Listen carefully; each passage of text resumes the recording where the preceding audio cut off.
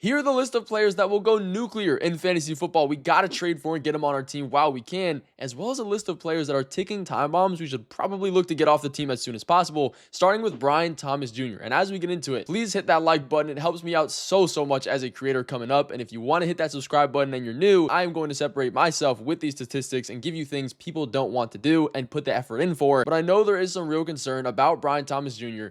He's the wide receiver 46 right now. That is definitely ugly through 2 weeks. He's only had 5 receptions. And this week might be a little bit ugly too, because he does get matched up against Derek Stingley on the other side at corner. And the Texans defense is decent, I guess you could call it, and stopping the wide receivers. But you can probably trade a guy like Javonte Williams and a piece you just grabbed off the waiver wire to get him, and I'll get into it, because the underlying numbers are still very much there for him. He's averaging a 27.1 team target share, 29% in week 2 specifically. That would have been top 10, top 5 almost, and he's wide receiver 6 in air yards. That means opportunity is still there. Over 50% of the team's total air yards have gone to this man. Huge indicator of opportunity. He is also top 15 in red zone targets, as well as the potential to finish top 10. He did it last year. We know it's in his range of possibilities. Now, he only caught 5 receptions out of his total 19 on the season through 2 weeks. That is horrid. I'm not going to lie. That is very disgusting. It's not his fault.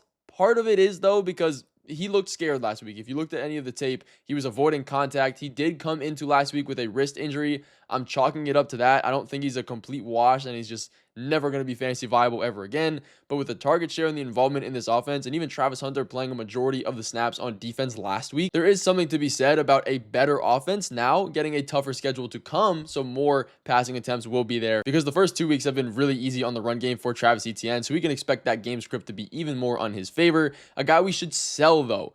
If you have Kyren Williams on your team, I do not want to hold him any longer. He's looked good, or has it just been the opportunities he's getting? And I'll get into that. He's the RB7 in rushing attempts at 17.5 per game. That's great.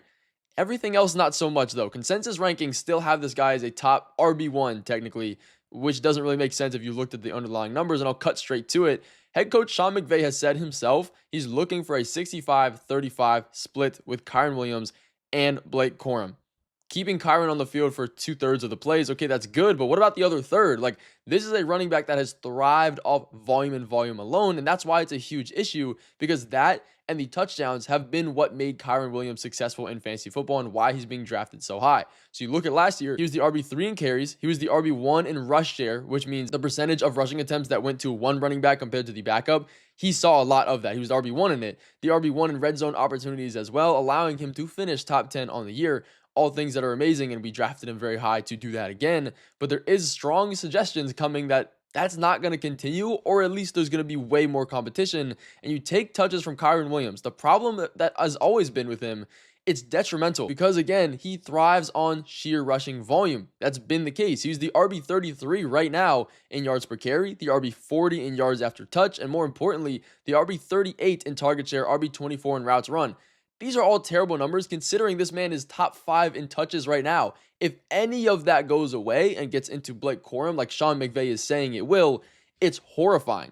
Horrifying to be a top 10 running back and have that as your downside. His life depends on these touchdowns, which isn't necessarily a bad thing, because he likely, most definitely will continue to have the red zone role, but there is also a chance that everything else gets put into Blake Corum's usage, maybe the receiving role, and it makes him as a top 10 running back, which he is right now, very scary. So I would look to sell high on him. Again, he gets a decent matchup against the Texans and Titans run defense, which they are run funnels of defenses, so it's a little bit better, but still, Kyren Williams is a guy I'm looking to trade off of my roster as soon as possible. But looking into a buy low on the other side of this is Drake London, the wide receiver 50 through 2 weeks.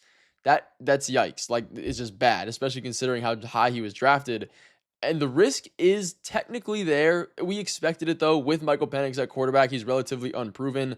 There 100% is better days to come, though, simply based on volume for the wide receivers. Despite being the wide receiver 50, he's the wide receiver 12 in target share. That's at 29.7%, almost a 30% target share. The wide receiver 8 in targets per route run, and also top 10 in first read target share, meaning when Michael Penix goes to drop back and looks through his reads, he's the first guy they're looking at, and he's throwing to him on 38% of those first reads. So it's all the underlying numbers are pointing towards Drake London being better, and that's obvious with the amount of time he's on field and the amount of routes he is running, obviously the most on the team, and he's averaged over a 40% team target share in Michael Penix's start last year alone.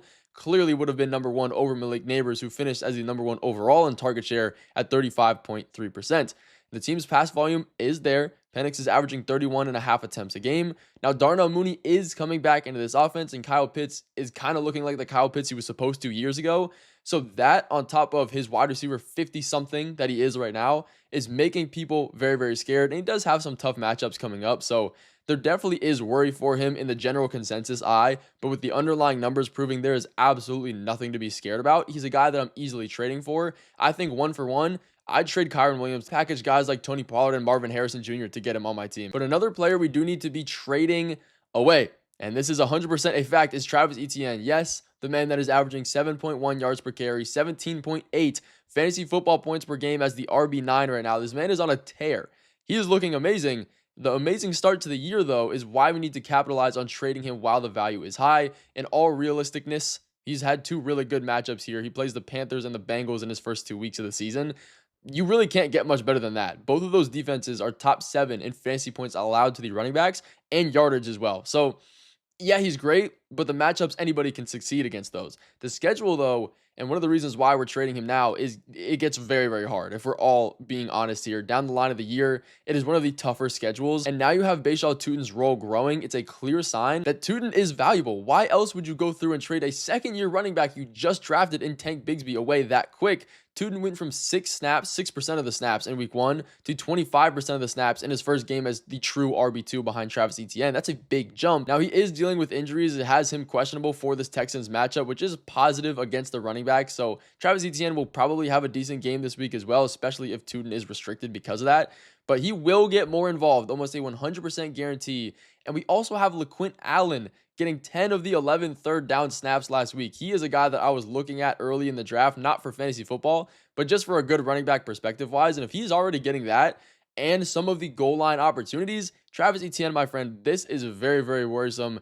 It's the committee system at the very least. We'll see how intense of a committee it is, but I'm trading Travis Etienne super, super high because he's a top 10 running back. That will not continue. And we do need to be buying Matthew Golden. Now, I know this is very, very ugly, especially because of the Jaden Reed's injury now out 6 to 8, 9 weeks with a broken collarbone. I've had one of those before.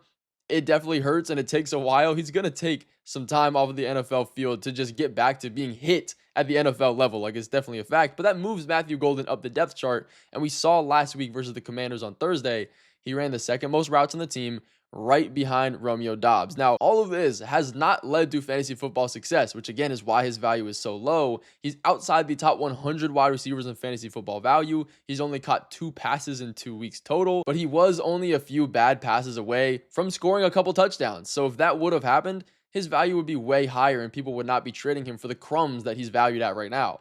Without Reed, Golden jumped in the snap share from 48 to 59%, and he had a ton of usage in the 11 personnel, so it's not a worry about him being on the field. Like, he's running routes, he's getting the opportunity. The downside is, though, that the Packers are always going to air the ball out to everybody. Like, they spread the ball out a ton. He's probably and is right now working as the Z wide receiver next to these other guys, and rookie wide receivers and running backs, everybody really typically do start slow in the grand scheme of things. We have to remember that. By NFL players' bye weeks, rookies specifically, they tend to strengthen up the scheme that they're using, and rookies get way more involved after that. And speaking of it, they have their bye week in week 5, which is very, very close. I could see after that him playing 100% of the snaps and being a clear wide receiver 1 in this offense. Again, we have to take time with these rookies. It would be dumb to trade him low when he has this value. Now, yes, it's going to be a little bit rocky, but if we can trade a top waiver wire player, that's where his value is at right now. To get him on our team and stash him for the rest of the year, this is a guy that I love, and the Packers offense and team is really good. So you can imagine they're fighting for a playoff spot, fighting for a number 1 seed. They're going to be competitive all year, but we do need to trade away James Conner. And this one does hurt me because I am in a 32-person fantasy football league and I have him on my team. I'm looking to ship him. The main reason is that he is a ticking time bomb. He's the RB18 right now. Okay, great. 13.1 fantasy points, but almost 50% of his fantasy point total has come from touchdowns. That is really, really scary, especially when you look at his usage only averaging 60% of the snaps in the first 2 weeks and 11.5 carries in 2 very, very positive run first matchups against the Saints and the Panthers. Like, again, you cannot get better than that in those game scripts, and it doesn't get much better because, again, the schedule gets harder. but he isn't looking efficient, especially in those two matchups that were easy. Only 3.2 yards per carry against some of the defenses that allow the highest yard per carry mark. That's good for the RB 51. He's not catching passes. He's the RB 25 in routes run per game and target share. More importantly, though, out of all of this, he's at 46.9% of a rush share. Hello, Trey Benson. Like, it is time for you to come into this offense, and he already is. He looks miles better than James Conner does right now. He's averaging 40% of the snaps in the first 2 weeks. He's the RB3 in yards per carry, the RB11 in target share. Now, James Conner is going to get 100% of the goal line role. That's not going to change all season, but Trey Benson is begging a case for everywhere else on the field. That creates massively low floor games for James Conner, and if you look at the splits between the two running backs, Conner has worked exclusively in the short yardage and the red zone. That's fine, but you have Amari DeMarcado getting a majority of the third down snaps. You have Trey Benson getting every single snap in the 2-minute drill and passing downs. It looks like a very soft committee is on the verge, and if he stops scoring these touchdowns, James Conner is going to be impossible to get off your team, especially when the schedule gets that much harder. And I know everybody has players on their team that isn't always going to be in these videos, so make sure to comment your start, sit, your trade questions that you have. So some rapid fire players here that I do want to trade for and get on my team right now while you still can. Number one is going to be Calvin Ridley. I know it's been a very, very ugly start to the season. He's the wide receiver 56, but he's had very tough matchups to start the year. It's going to get easier. Cam Ward is only going to get better and more acclimated to the NFL. He's not going to stay this low forever. Again, you can get him for very, very low cost, but also pretty much every one of these rookie running backs, we know for a fact, historically, rookie running backs take time, guys. They're not going to get 100% of the snaps in week one. If they do, it's very unlikely, but also the teams are just going to scheme them, know how to work them in better and use them better as they play. Typically, after bye weeks, rookies are used at an exponentially higher rate. So guys like Ashton Genty, guys like Trevion Henderson, Amarion Hampton, RJ Harvey, these are all guys that are very, very scary right now, but are going to get used, guys. Ashton Genty, 2-point-something yards per carry. He's not looking good. Trevion Henderson playing behind Ramondre Stevenson. RJ Harvey is splitting with J.K. Dobbins. I think that's going to continue for a majority of the year, but we know that this offense is good enough. These guys are going to be used eventually, so don't panic on them. If you want to know who to trade for and like what kind of deals you can put together, let me know in the comments. I will be answering all of them, but that is going to finish out this video of all the trade targets you need to know. Thank you guys for watching this one. I will see you in the start sit video and defensive ranking video coming later this week. All glory to the man above, and I'll see you guys in those ones.